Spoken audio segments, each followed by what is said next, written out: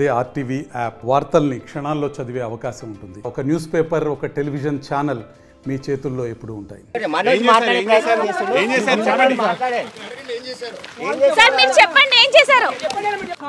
అందరికీ నమస్కారం.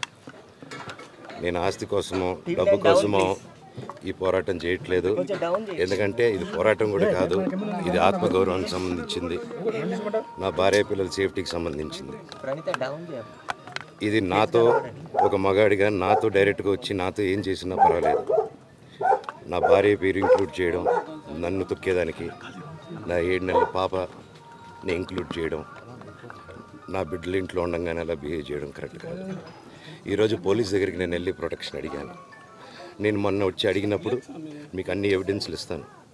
ఎస్ఐ గారు ఇక్కడి నుంచి వచ్చి నేను ఇస్తాను సార్ ప్రొటెక్షన్ చూపించాను. బౌన్సర్లు అందరూ అక్కడ దాక్కున్నారని చూపించాను.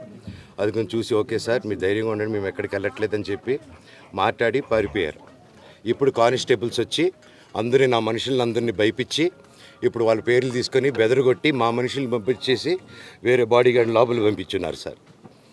ఏం జరిగిందండి అసలు? జరగదు కాదు సార్. ఫస్ట్ డిపార్ట్మెంట్ ఎందుకు వన్ సైడ్ తీసుకుంటున్నారు? కంప్లైంట్ తీసుకున్న తర్వాత వాళ్ళకి ఏ అధికారం ఉంది? నా ప్రొటెక్ట్ చేసే మనుషుల్ని పంపించేదానికి అధికారం ఉంది. ప్రపంచంలో నా అందరినీ కలుస్తాను సార్, బయలుదేరుతాను. Thank you.